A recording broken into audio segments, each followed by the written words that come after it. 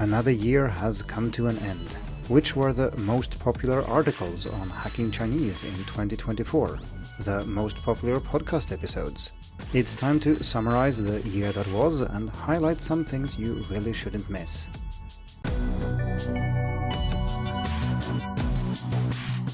Hello and welcome to the Hacking Chinese podcast. In this week's episode, we're going to look at the best of Hacking Chinese in 2024. I'm going to summarize the year that was, and we're going to look at the best episodes and articles. Best can mean many things, but here I mean what I think are the most important articles and episodes, but also which are the most popular based on statistics. Before we do that though, I'd like to ask you for your help. If you like Hacking Chinese, it would be great if you shared it with other people who might appreciate it as well.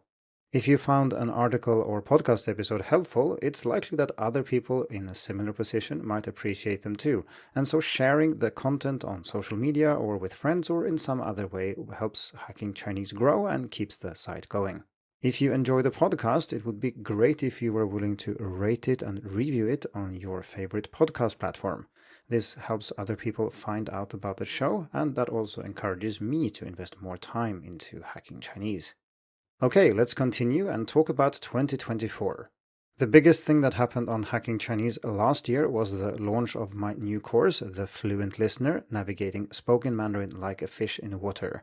This course is meant to help you improve your listening comprehension, which I think is the most important skill and the one that has the most potential to accelerate your learning, not just when it comes to understanding spoken Mandarin, but when it comes to your language ability in general.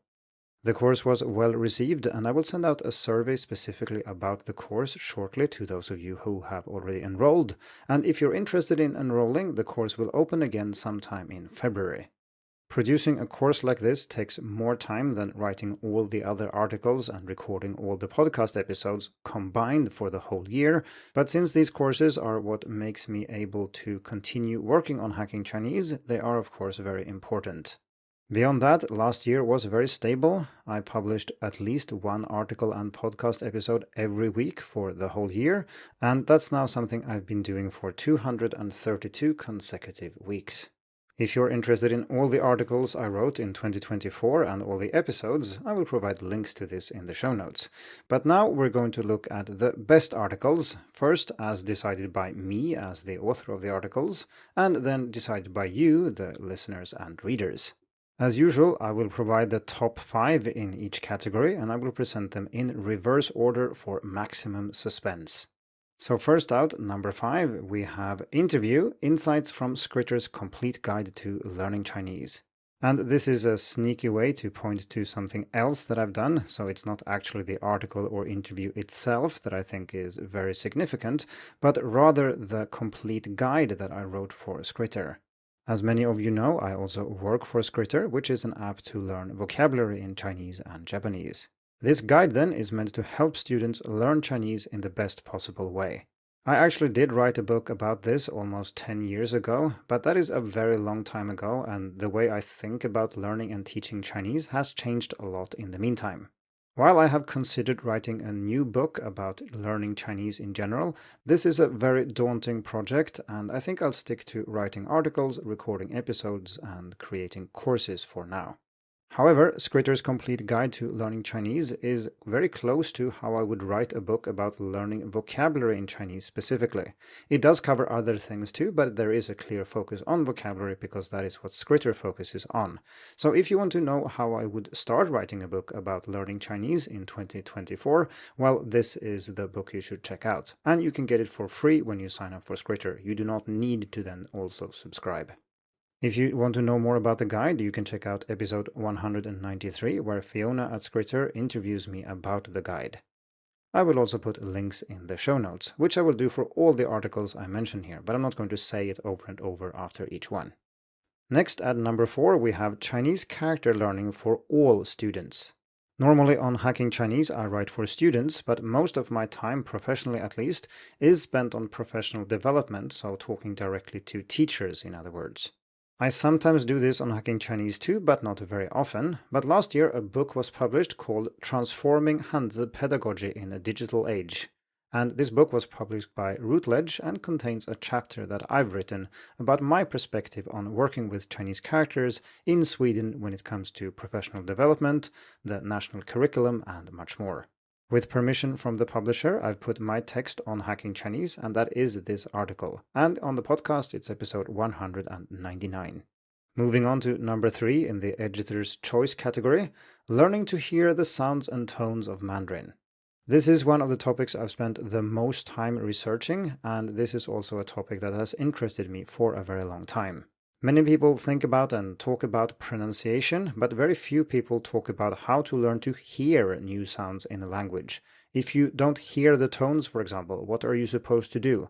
What does research say about learning to perceive new sounds in a language you learn as an adult? In this article, we look briefly at the research, which shows that there are essentially 2 methods that you can use. One is high variability training, which means that you systematically listen to tones or other sounds pronounced by a number of speakers. And the idea here is that it's pretty easy to learn to identify tones for a specific person, but the goal is to be able to hear tones when anybody says them, not just your teacher or friend or something like that. And then this method will allow you to do that. Another method that can work is perceptual training through exaggeration. So you exaggerate the differences between 2 tones if you struggle to distinguish them from each other, and then gradually you decrease this exaggeration and you will still be able to maintain your ability to distinguish them. So if you struggle to hear sounds and tones in Mandarin, this article is for you. The reason I picked it for one of my favorites from 2024 is that, well, the topic is dear to my heart, but also that I know that many students struggle hearing sounds and tones. If you want to listen to this episode, it is episode 198. Moving on to number 2, 4 key principles to improve your Mandarin listening comprehension. This article is closely tied to my new course, The Fluent Listener, and it describes the 4 principles on which I built this course, and also the 4 principles you should use if you want to improve your Mandarin listening comprehension. This article is important whether or not you are interested in the course. If you are not interested, well, then this summarizes most of the advice I give in the course, and if you are interested, after reading this article, you will know quite a lot about what this course will help you with. The 4 principles are: listen more, quantity is key; understand more, build sound-meaning connections; communicate more, focus on meaning and purpose; and finally, enjoy yourself, make it sustainable. If you follow these principles with your listening practice, you will learn a lot more than if you don't. And if this brief overview wasn't enough, well, then you can check out the article or episode 223 on the podcast. Finally, we've reached number 1, my favorite article from 2024, and that is, drumroll, 3 things I wish I had known as a beginner, intermediate, and advanced student of Chinese. The Time Machine. I've cheated a little bit here because this is actually not 1 article, but 3, 1 for beginners, 1 for intermediate learners, and 1 for advanced students. So pick the one that's most relevant for you. The idea here is that I pretend that I have a time machine and go back to when I was a beginner, and I give myself advice, 3 pieces of advice that are then also summarized in 1 single principle. I then power up the time machine again and go back to when I was an intermediate student and then also advanced student, and I give advice in a similar fashion. This article series is rather unique because I try to approach each level from the top down. I'm looking at the most important principle in general and then tell you how to approach learning at your level in general. What I normally do in most of the other articles here is that I look at something very specific and see how you can solve a problem or how a specific method can help you. But here I do the opposite. I zoom out and look at the bigger picture, and this is why I think this series is the most important one from 2024. If you want to listen to these articles, they are episode 211, 215, and 219. This means we're done with the Editor's Choice category and we look at the popular vote, as it were. So this is based on listener and reader statistics. First, we'll look at articles and then podcast episodes. And sometimes there is overlap, and if the same article or episode appears twice, I will not explain why it's there or try to summarize it or anything like that. I will just state that there is an overlap. At number 5, we have Chinese character variants and fonts for language learners. This is an article that tries to answer questions about fonts and character variants from a learner perspective. I remember when I started learning Chinese and it was terribly confusing because the teacher wrote in one way on the board, and then in the textbook the characters looked different again, and when I looked them up on my computer there was a third and maybe fourth version of the same character. Some of them were very close, but others were quite different, and so all these variants and font differences kept tripping me up and created a lot of confusion, and so this article is meant to sort that out. I'm not terribly surprised that this article did well, because at some point when you learn Chinese, you will realize that, well, these fonts are very different. Why are they different? Does it matter? And what should I do about it, if anything? So check out the article or episode 207, although in this case I think it makes more sense to read it because it is about character variants and fonts. Number 4. Chinese character learning for all students. This is the text from the Routledge book that I discussed earlier already, so I won't say too much about it here, except that I think the reason it's moderately popular is probably not because students search for it, but because several of the people involved in the project and colleagues of mine and so on spread the word, and the article also came out a little bit before the book itself, so maybe it helped build some hype. Next, we have number 3, 24 great resources for improving your Mandarin pronunciation. This article is exactly what the title says. It is a collection of my favorite resources for learning Chinese pronunciation. There are of course more than 24 resources available online, but the problem when it comes to learning Mandarin pronunciation is that most of them are not very good. So selecting the most important ones, and those you really should check out, and putting them in one article is something I think students find helpful. If you want to know which resources I recommend, check out episode 197, or as usual, check the link in the show notes. Moving on to number 2, the Hacking Chinese Guide to Mandarin Tones. This article is one of the longest on hacking Chinese, and that's because I took all the advice I have about learning tones and tried to collect it all in one single article. It is carefully structured though and has different sections and a good table of contents, so I'm sure you'll be able to find what you're looking for, but I'm happy that this article did very well considering how long it took to write and how important I think the content is for learners. Because the article is so long, it takes up 3 episodes on the podcast, and that's episode 183, 184, and 185. This brings us to the most popular article of 2024, which is The Best Podcasts for Learning Chinese in 2024.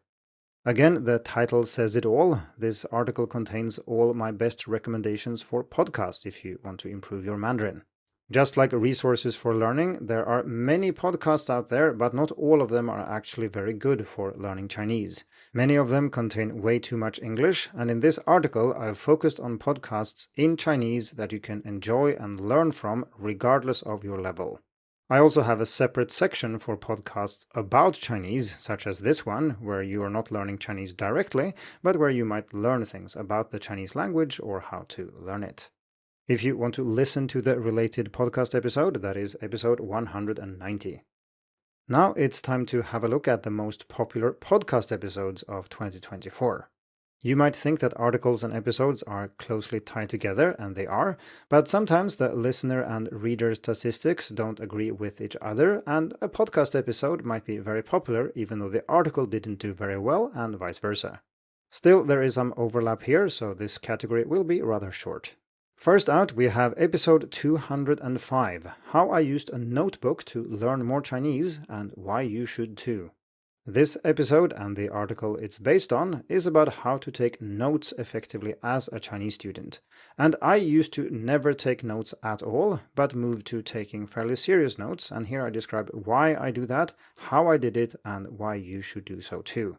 The fact that this episode was one of the most popular in 2024 is a little bit surprising to me. I wrote that article and recorded the podcast episode and thought nobody wants to read this. This is way too nerdy and specific. And therefore I scheduled it in the middle of the summer where fewer people visit Hacking Chinese and listen to the podcast. And still it turned out to be very popular. So I'm happy it turned out popular, but I would never have guessed. Next, at number 4, I've decided to collectively put the Time Machine episodes because they are around here in popularity, and if I included all 3 of them, we would have 3 out of 5 on the list being the same series, which is not very interesting. If you want to hear the key principle you should follow on any level, along with some advice tied to it, check out episodes 211, 215, and 219. Next, the third most popular podcast episode from 2024 was episode 195, Why is Listening in Chinese So Hard? Beyond Tingbodong, Part 6. Listening in Chinese is hard. Well, listening in any foreign language is difficult, but listening in Chinese is more challenging than in most other languages, and in this article I explain why. Note that this is part 6 in a series about listening comprehension, so if you want a lot more about that, check out the whole series. Or check out my new course, The Fluent Listener, which is meant to help you overcome these challenges and improve your Mandarin listening comprehension. Next, at number 2, we have a series of episodes that I've already talked about, namely the Hacking Chinese Guide to Mandarin Tones, Part 1, 2, and 3, which are episodes 183, 84, and 85. This means that all that remains is the most popular podcast episode from 2024, and that is episode 190, which is the best podcast for learning Chinese in 2024. It's not too surprising that the most popular article is also the most popular podcast episode, because many people listen to the podcast directly on the website.